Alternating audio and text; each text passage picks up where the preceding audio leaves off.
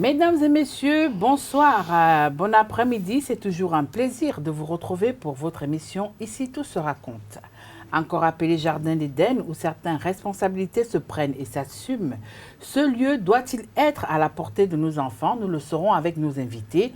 Il s'agit de Adé Bada, juriste et consultant antique. Bonsoir. Bonsoir Tatiana. Également sur le plateau avec nous, M. Raimi Amoussa, il est métaphysicien, plasticien. Bonsoir. Bonsoir. Alors, cet après-midi, le thème est le suivant. Doit-on laisser les enfants dormir dans le lit conjugal? La première question, je vais la poser à M. Raimi. M. Raimi, dites-nous un peu, pourquoi appelle-t-on le lit conjugal Jardin d'Éden? Merci. Permettez que nous rendions hommage à Dieu au membres de nos ancêtres. Dieu nous a protégés, les membres de nos ancêtres nous ont protégés. Nous leur demandons de continuer à nous protéger davantage, la nation béninoise, ses fils et filles. Parce qu'il y a un lien entre le foyer, le lit conjugal et la notion de la nation aussi. Tout foyer est un temple. Toute nation aussi est un temple. Et tout temple est souvent composé au minimum de ce que nous appelons les 12 signes astrologiques. Cela veut dire quoi? Soit l'homme, le mari et la femme sont du même signe, soit ils ne sont pas du même signe, soit un des enfants sera du même signe, soit il n'est pas du même signe. Cela veut dire quoi? Il y a composition dans un foyer de différentes personnalités. Or, il se fait que chacun de nous est un être avec son aura, c'est-à-dire sa fréquence vibratoire. Si nous allons expliquer simplement la chose, c'est la notion du mélange des couleurs qui se pose dans la réalité de lit conjugal. Vous, Madame Tatiana, vous avez une couleur. Votre mari a aussi une couleur. Mais dès l'instant où l'osmose sexuelle commence par naître entre vous, les couleurs vont se mélanger. Si vous êtes bleu, votre mari est jaune, au fur et à mesure, le visionnaire qui vous voit verra la couleur verte dominer dans votre couple, puisque vos deux couleurs se sont mélangées. Okay. Mais s'il se fait que vous êtes vert et votre mari est rouge, ça va donner du noir, d'où les problèmes d'incompatibilité dans le foyer. Mais il se peut que le couple soit en harmonie, mais que des enfants, en étant par exemple dans le foyer et dans le lit conjugal, colore l'harmonie qui est entre le couple dans une couleur sombre. C'est pour ça que nous parlons de jardin d'Éden, parce que le jardin d'Éden suppose la notion de pureté première. D'harmonie. Pureté première et d'harmonie des forces, des personnalités, des entités en jeu. Okay. Tant que deux réalités se rencontrent, il y a toujours osmose, à la fois sur le plan physique, sur le plan émotionnel, sur le plan mental, sur le plan spirituel. Alors, vous, je me retourne à présent vers le juriste. Certainement, le juriste en consultantique, certainement que lui, il aura une autre approche de la définition du lit conjugal, qu'on appelle encore jardin d'Éden. En fait, le lit conjugal n'est pas consacré au niveau du droit, mais au niveau du Code civil, à travers les articles 212 et 215, on voit que les partenaires ont le devoir d'avoir une vie commune et d'être fidèles l'un envers l'autre. Alors c'est à partir de ce moment-là qu'on retrouve d'une certaine manière la notion de lit conjugal. Mais il faut remarquer que le sexe par essence est l'une des bases de l'univers ou du monde. Parce que c'est le seul endroit, bien le seul moment où l'homme et la femme, quelles que soient vos dissensions, quelles que soient vos différences, vous vous retrouvez en joie. Même il y a des fois où il y a des contraintes qui vous emmènent au sexe, mais à la fin, il y a une relaxation et un apaisement au niveau des tensions. Donc, le lit conjugal devrait être pour chacun un temple bien gardé. Et la présence de l'enfant, comme l'a dit tout à l'heure notre ami Raimi, en parlant des couleurs, il faut d'abord remarquer que la vie en elle-même est donnée déjà par deux notions, le chaud ou le froid, comment dire, le clair ou le blanc, la lumière ou l'obscurité. Tant qu'il n'y a pas ces deux réalités dans la vie de quelqu'un, il n'y a pas vie. Alors, chacun de nous a une dominante à son niveau. Il y a des gens, ils sont feu, donc c'est beaucoup plus chaud. Il y a des gens, ils sont eau, c'est beaucoup plus froid. Et si, par exemple, je suis feu et que je rencontre eau, si cette eau dépasse un certain niveau, ça risque d'éteindre mon feu. Et que ça éteint mon feu, c'est qu'il y a des problèmes dans l'équilibre que nous avons au niveau du lit conjugal. Ce qui fait qu'il faut veiller à ce qui est au niveau des présences, une prise en compte de chacun et un respect pour éviter qu'il y ait disharmonie. Alors dites-nous un peu, hein, qu'est-ce qui rend ce lieu sacré, M. Raimi? Merci. Comme je l'ai dit... Ce lieu sacré au point où de ne pas admettre les enfants ou d'admettre les enfants. Vous savez, pour mieux comprendre la notion d'Éden dont vous parlez, il suffit de remonter à la Bible. Ouais. Adam et Ève. Mais on a parlé d'interdit à travers la pomme. Beaucoup ne se demandent pas le symbolisme de la pomme, c'est quoi? D'abord, remarquez que c'est le seul endroit où l'un ne se cache pas à l'autre. C'est le seul endroit où, par exemple, vous prenez l'homme qui sort, il veut uriner, il va se cacher totalement. Mais dans le lit, il ne cache plus. Quand il est en érection, quand il n'est pas en érection, la femme voit son zizi petit comme s'il était son bébé. C'est pour vous dire quoi? Quel que soit l'âge de la femme que vous avez, elle est d'abord l'entité mère. Elle est une mère d'abord. Vous pouvez être plus âgé que votre femme. Dans ce temple sacré d'Éden-là, elle est votre mère. Elle représente Isis. Et vous lui devez respect, obéissance. Ce n'est même pas vous lui devez. Que vous soyez chef d'État ou sireur, tout le monde s'agenouille avant de rentrer dans ce temple. C'est clair. Parce que la femme, par son sexe, est le temple même. Chers internautes, chers téléspectateurs, vous avez bien saisi ce passage-là. Vous devez toujours nous rendre grâce. Non. Vous permettez, M. Bada, c'est pas vous qui... mais on vous rappelle que les livres comme la Bible et le Coran rappellent aussi que vous devez soumission. C'est pas vous qui avez la parole pour le moment. Équilibre. C'est M. Raimi. Bon, vous pouvez continuer. Vous savez, un de nos grands artistes, Ricos Campos, a dit des paroles que il semble que nous ne réfléchissons pas beaucoup sur ça. Il dit,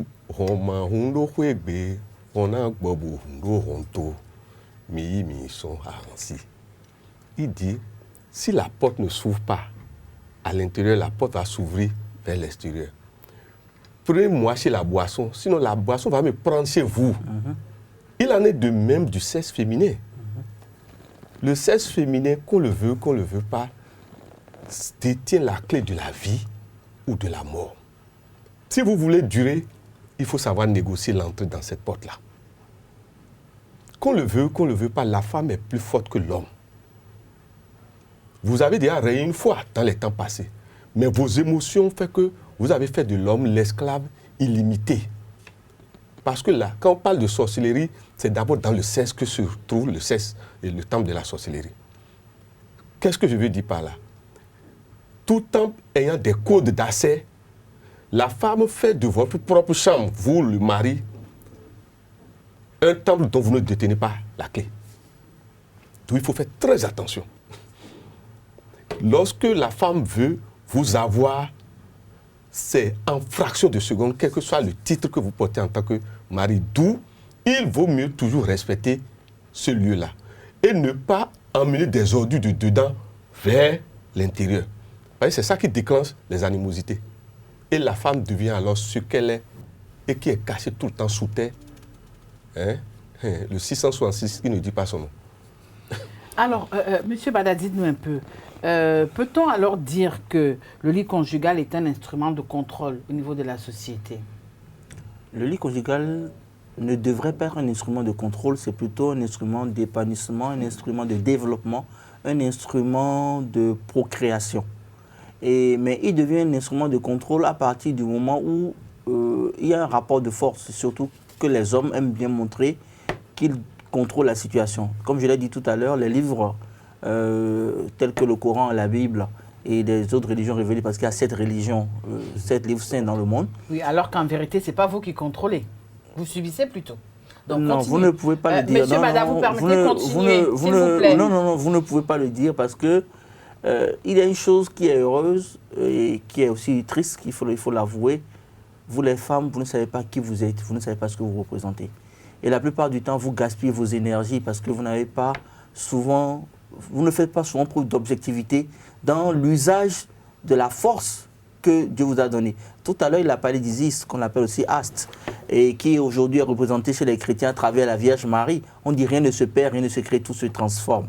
Et quand nous comprenons que nous sommes dans la matrice chaude d'Isis, là où nous sommes aujourd'hui, nous pouvons savoir ce qu'est la femme. On n'a pas besoin d'en faire un dessin. Mais il est heureux que vous ne sachiez pas qui vous êtes, ni ce dont vous êtes capable. Parce que tellement l'égoïsme et le pouvoir vous obscurcissent l'esprit que vous oubliez souvent d'aller vers la lumière. Mais revenons au lit conjugal, revenons au contrôle dont vous parlez. Nous pouvons nous contrôler mutuellement. Il n'y a pas de contrôle absolu dans un sens ou dans un autre. Quand il y a compréhension, il y a harmonie, il n'y a pas besoin de montrer ses muscles.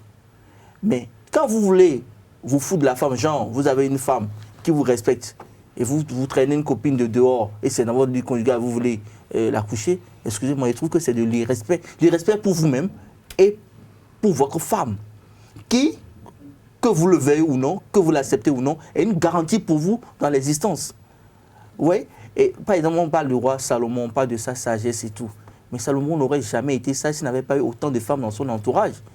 Il n'a pas une sagesse qui est à lui. Dieu ne lui a pas fait don d'une sagesse particulière. Mais le fait d'avoir autant de femmes qui réfléchissent de diverses manières, avec son intelligence, il a pu faire un meeting pot de tout ça. Et il est devenu un homme sage par excellence.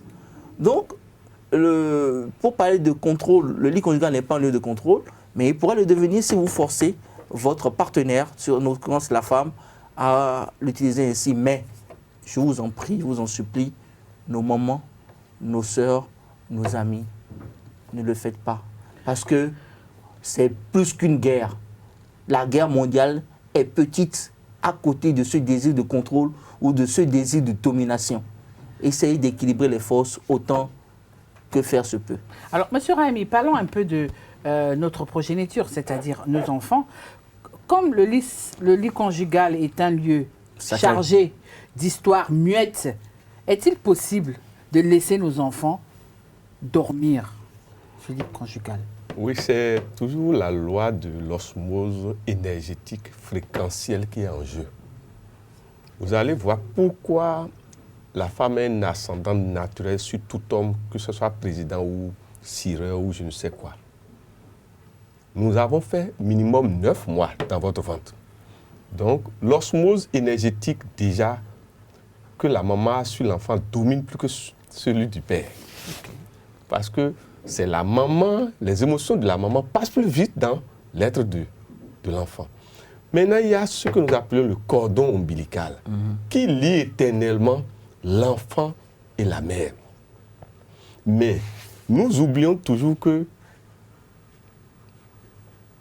le palmier que vous retrouvez à Calavi, le palmier que vous retrouvez à Porte-Nouveau ont les mêmes principes. Ça veut dire quoi? Maman Tatiana peut, si elle maîtrise la visualisation, maîtriser le cordon ombilical de Jeanne. C'est la haute puissance sorcière là. Ça veut dire que elle peut, si elle a cette puissance, vous considérez, vous, le mari, comme vous êtes son enfant et opérer. Et c'est là où le danger se trouve. Tant qu'il y a harmonie, l'enfant peut dormir à côté de ses parents. Tant qu'il n'y a pas dissension entre le père et la mère.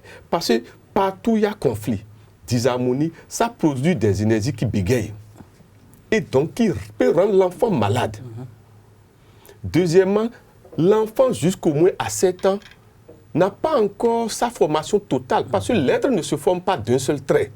Les corps descendent jusqu'à l'âge de 7 ans. Après, vous avez 14 ans, vous avez 21 ans. Et pour ça, l'idéal, c'est de ne pas commencer à éjaculer avant l'âge de 21 ans, pour que le dernier corps qui est au niveau de la tête ne soit pas fissuré et handicapé. Alors, tant qu'il y a harmonie, l'enfant peut dormir là. Mais lorsque vous voulez procéder à l'osmose sexuelle, il vaut mieux que les enfants ne soient pas là. Oui, à ce niveau, lorsque vous voulez opérer dans l'osmose sexuelle, comme est en train de dire M. Raimi, que risque l'enfant à ce niveau? M. Bada, avant de revenir à M. Non, d'abord, il faut remarquer que il a parlé tout à l'heure de tranche d'âge, c'est très important.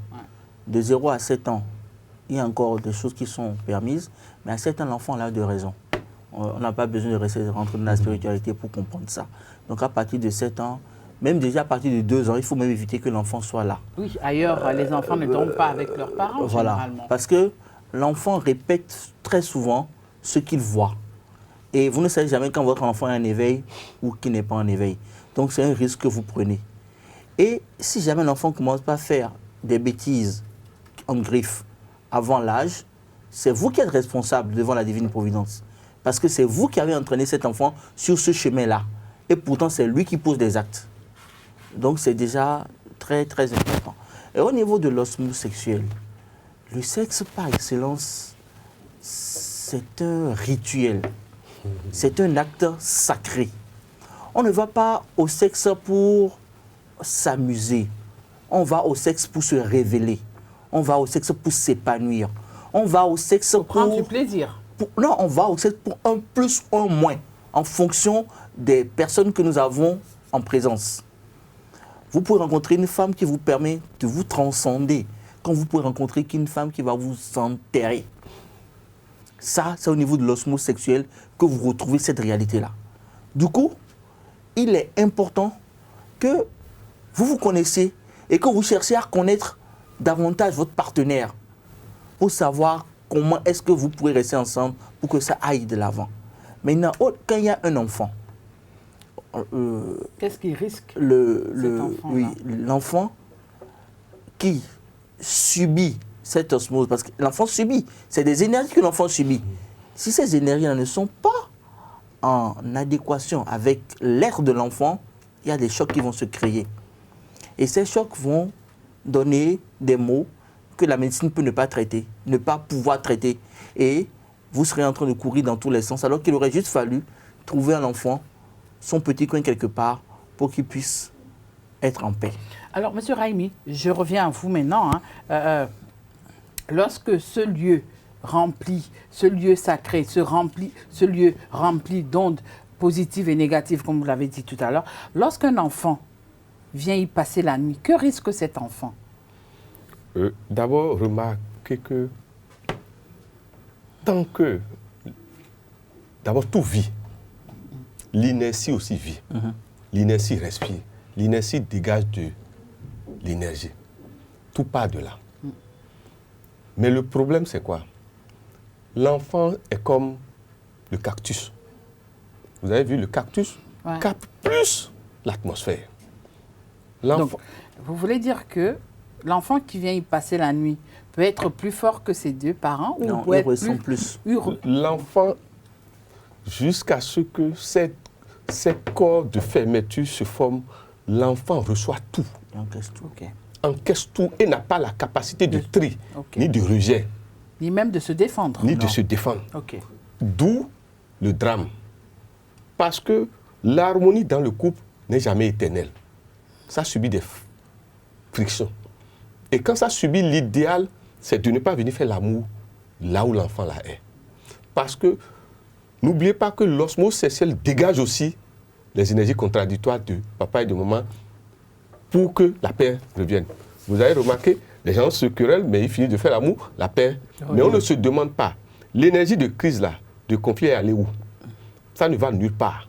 Ça s'enregistre dans le drap, le matelas, les traverses. Tout. Bref, ça entre dans les coins, recoins du lit. Et vous verrez que un parent averti installe ce que nous appelons la batterie quadripolaire dans la chambre nuptiale qu'on appelle temple, qui capte les énergies négatives et convertit ça en énergie positive. Alors justement à ce niveau, est-ce que c'est la raison pour laquelle il y a certains, une fois qu'ils finissent de faire l'acte sexuel, ils changent les draps?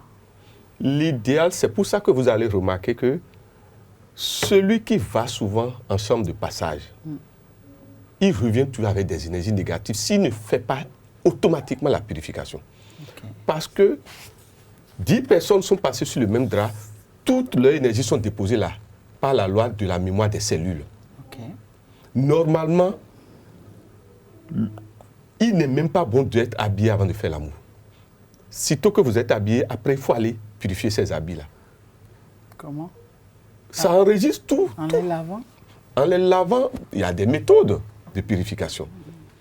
Ce que nous voulons dire par là, c'est quoi? Si vous êtes dans la joie, l'enfant encaisse la joie. Si vous êtes dans les conflits, l'enfant va illustrer ça, souvent remarqué, soit par une fièvre, soit par la toux. Ouais. Parce que quand l'énergie négative va sur un être, c'est au niveau du sternum que ça va s'asseoir. Et vous allez voir que l'enfant petit, quand le papa et la maman sont en train de faire l'amour, quelque temps après, l'enfant fait le hockey. Ouais.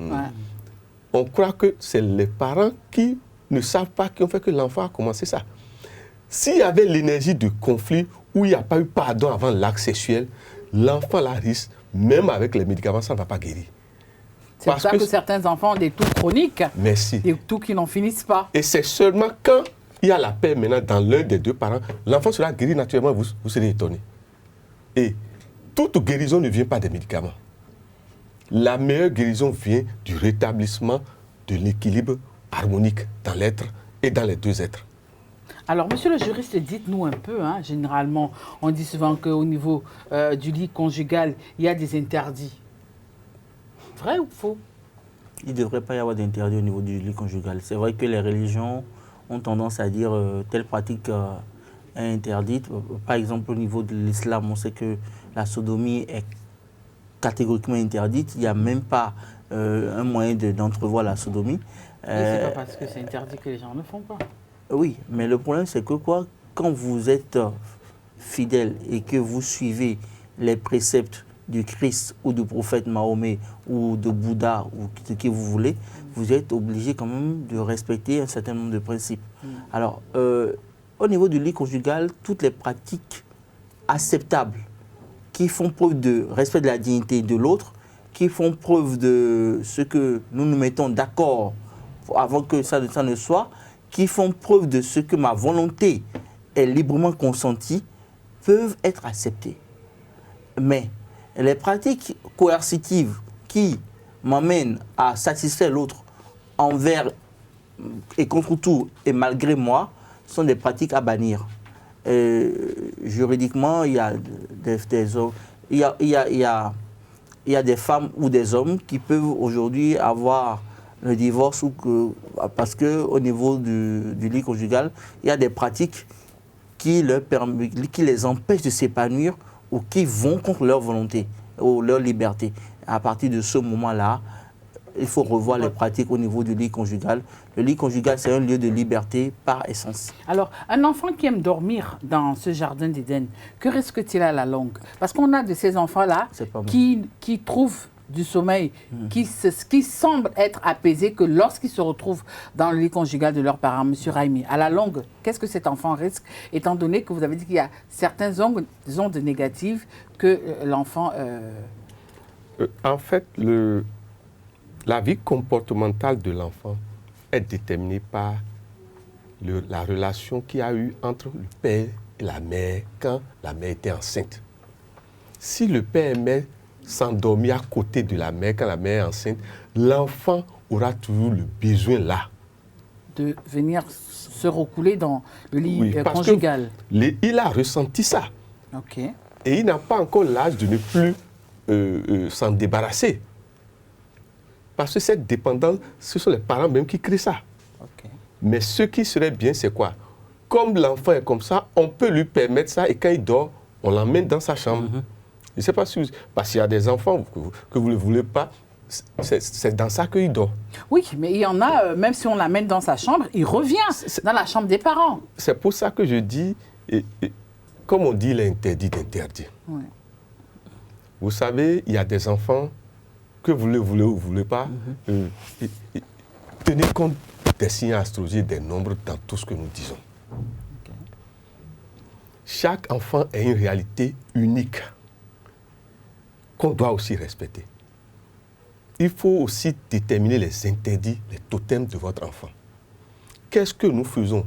Qu'est-ce que moi, papa, je fais? Qu'est-ce que moi, maman, je fais? Qu'est-ce que papa et maman font? Et ça agit négativement sur l'enfant. À nous-mêmes de contrôler ça. Maintenant, on peut aussi en arriver à respecter l'enfant.